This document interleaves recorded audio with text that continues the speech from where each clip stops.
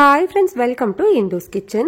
இன்னைக்கு நம்மளோட கிச்சன்ல ரொம்ப சிம்பிளாவும் அதே நேரத்துல ரொம்பவே டேஸ்டா இருக்கிற மாதிரி ஹெல்தியான ஒரு ஈவினிங் ஸ்நாக்ஸ் கேரளா ஸ்பெஷல் கலத்தப்பம் எப்படி செய்யறதுன்னு பார்க்கலாம்.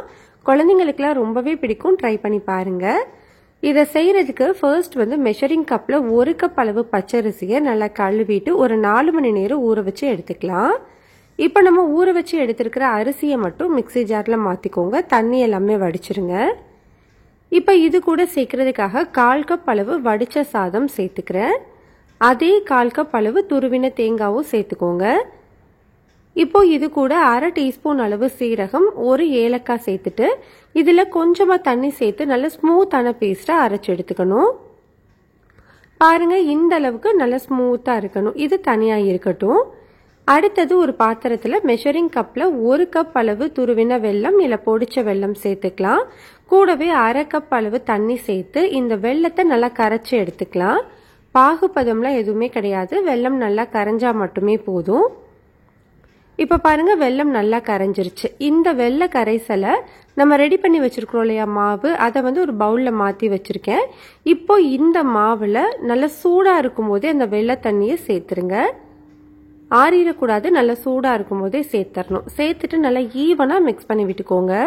மாவு பாருங்க, இந்த அளவுக்கு நல்லா தண்ணியா இருக்கணும். இப்போ இது கூட சேர்க்கறதுக்காக 1/4 டீஸ்பூன் அளவு பேக்கிங் சோடா, ஆப்ப சோடான்னு சொல்லுவோம் இல்லையா, அது சேர்த்துக்கலாம். கூடவே ஒரு பிஞ்ச் அளவு உப்பு சேர்த்துக்கோங்க. இது இனிப்பு அப்படிங்கறதுனால கொஞ்சமா உப்பு சேர்த்தோம் அப்படின்னா நல்லா தூக்கி கொடுக்கும். இப்ப பாருங்க, மாவோட கன்சிஸ்டன்சி இந்த மாதிரி இருக்கு. இது தனியா இருக்கட்டும். ஒரு கடாயில 2 டேபிள் ஸ்பூன் நெய் சூடு பண்ணிட்டு 1/4 கப் அளவு சின்னதா கட் பண்ண தேங்காய் சேர்த்து இதை நல்லா இந்த நெய்யிலேயே வதக்கி எடுத்துக்கோங்க. பாருங்க, நம்மளுக்கு தேங்காய் இந்த அளவுக்கு பொன்னிறமா வதங்கி வந்திருக்கணும். இதை அப்படியே ஒரு பவுல்ல மாத்தி வச்சுக்கலாம். இப்போ அதே நெய்ல நம்ம ரெடி பண்ணி வச்சிருக்கிறோம்ல மாவு, அதுல 2 குழிக்கரண்டி மாவு ஊத்திக்கோங்க.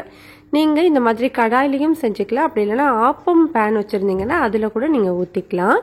ஸ்டவ் மீடியம் ஹீட்லேயே வச்சுட்டு ஒரு 2 நிமிஷம் மூடி போட்டுக்கோங்க. அதுக்கப்புறமா ஓப்பன் பண்ணிட்டு நம்ம ரெடி பண்ணி வச்சிருக்கோம் இல்லையா தேங்காய், அந்த தேங்காய் சில்லை மேலே போட்டுக்கலாம். போட்டுட்டு ஒரு சைடு திருப்பி விட்டு மீடியம் ஹீட்லேயே திரும்பவும் ஒரு 3-4 நிமிஷம் வேக விட்டு எடுத்துக்கோங்க. அவ்வளோதான், நம்மளுக்கு ரொம்பவே டேஸ்டான கலத்தப்பம் ரெடி ஆயிடுச்சு. இதே மாதிரி நம்ம எல்லாத்தையுமே செஞ்சு எடுத்துக்கலாம்.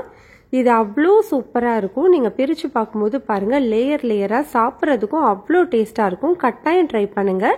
ரெசிபி பிடிச்சிருந்தா லைக், ஷேர், சப்ஸ்கிரைப் பண்ணி